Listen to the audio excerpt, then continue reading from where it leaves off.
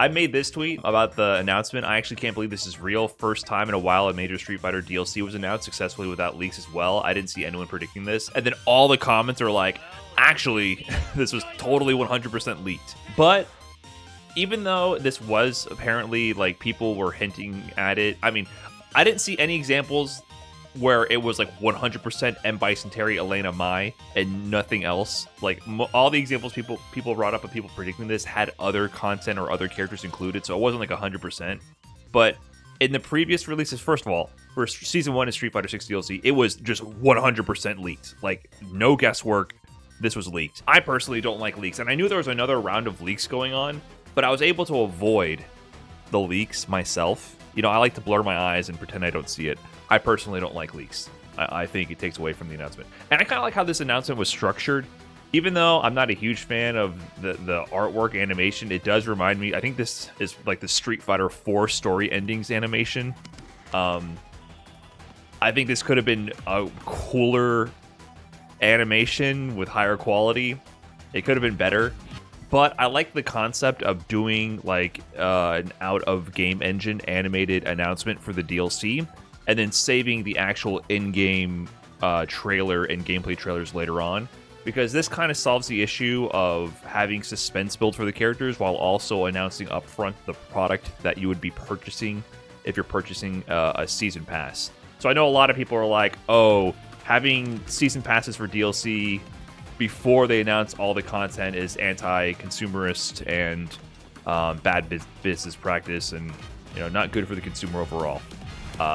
And I kind of agree. I don't really care about it for Street Fighter personally, because I'm gonna buy the DLC for this franchise regardless.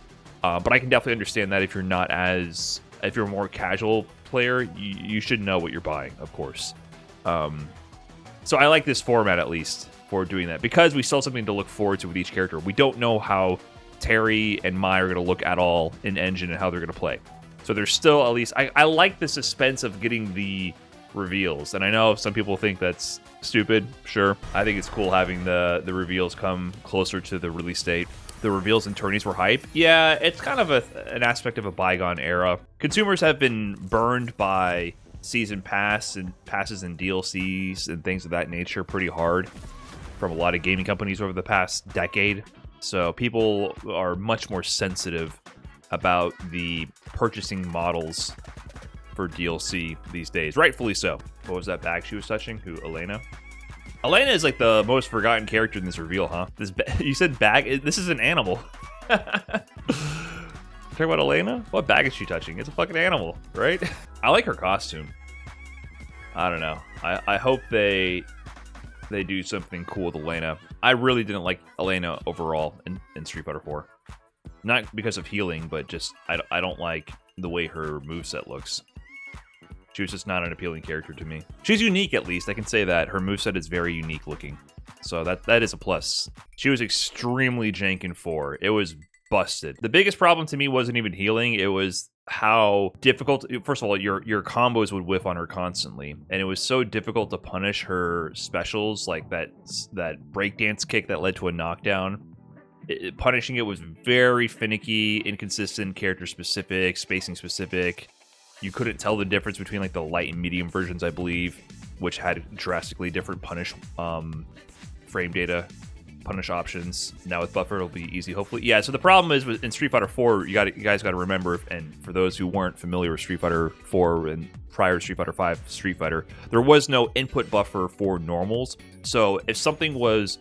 In Street Fighter 4, it was -3. Your fastest jabs were often 3 frames for most characters. Moves that were -3 or -4 were often 1-frame punishes. So you didn't have buffers on them. You had to manually time your button to punish a move, and then often buffer that into a special that might have been unsafe.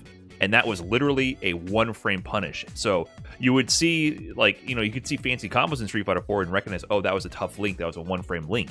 But if you saw someone punish something like DiCapri hands on block, that was a 1-frame punish. So Elena also had that difficulty about her, where if you didn't have maybe like a reversal DP that you can mash out that would reach in range, maybe Ken could escape this because heavy DP just solved all of his problems. The reversal windows on specials still had a buffer. I think it was even a 10-frame buffer. It might have been even more than Street Fighter 5. But for normals, none of it. So punishing Elena when she would do her unsafe knockdown kick, breakdance kick, was actually so fucking hard to do. And you couldn't tell the difference between like light and medium, which had different frame data, and so you had different punishes you could do. And you can't just match out the punish. So yeah, there was a lot of things about Elena and the Street Fighter 4 system that made her really jank and gimmicky and hard to punish her for playing like an asshole. Yeah, so I did not really love fighting Elena. And also her overhead was instantaneous, and I think it was only -5 on block. So it was also easy to miss the punish on it. I'm bummed about 2 guests, but after what they did to Ed, I'm hopeful. Yeah, so overall, I don't really care about any of the characters in the DLC. I like how Bison looks already. So every time they show me the gameplay trailer of every character they've done so far, it's warmed me up to them. I don't really care about M. Bison like that, but I like this version of M. Bison already more than any other version previously. I already like him more. So I think they've done a good job about making every character appealing. I don't care about Terry or Mai. Personally. I really don't care. I'm not an SNK guy. These characters do not interest me.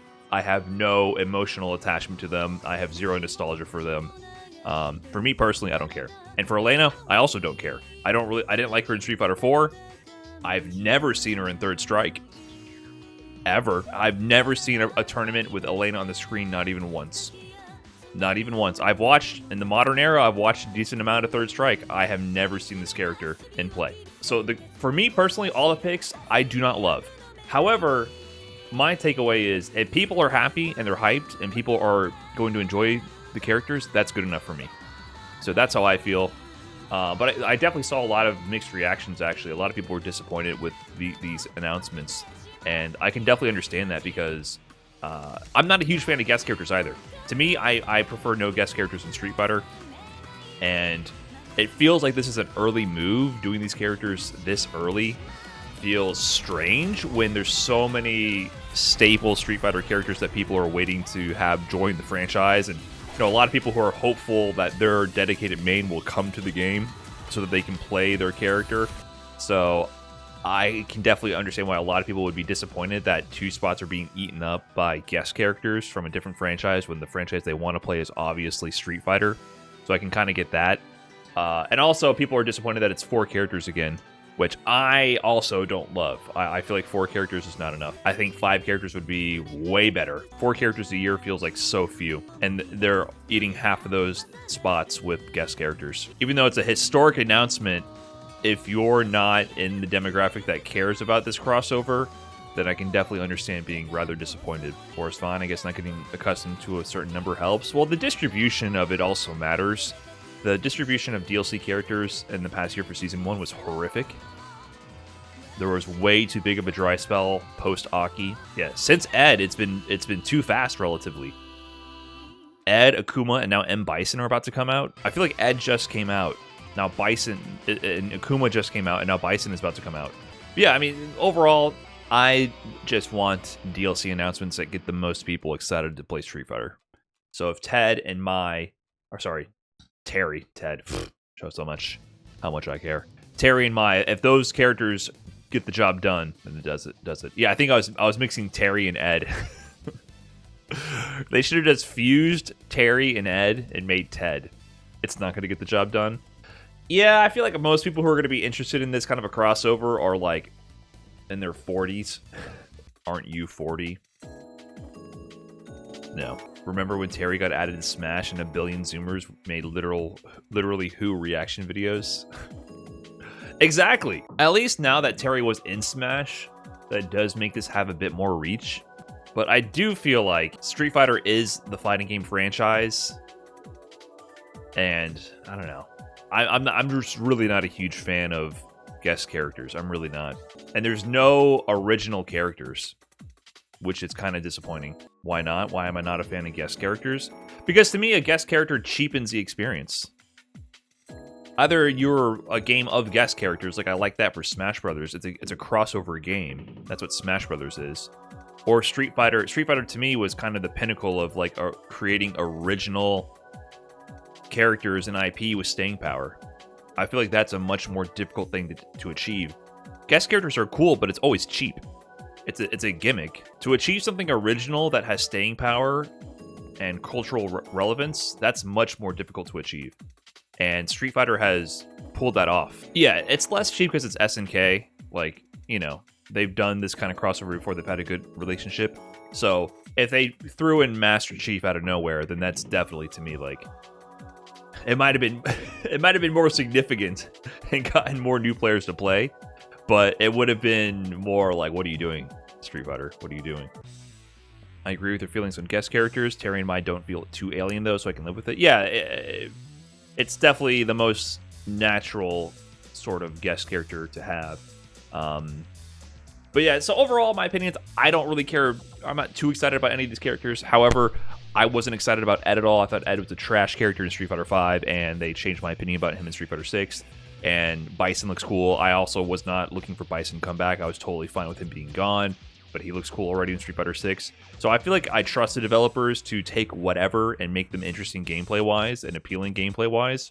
So I'm excited to see what they do with it, and I hope other people are excited about it. Nothing in this DLC announcement is calling to me specifically, so I'm whatever about it overall. But I feel like the quality of the product has proved itself over every DLC character. I think Rashid, Aki, Ed, and Akuma have all been very, very good additions to the cast.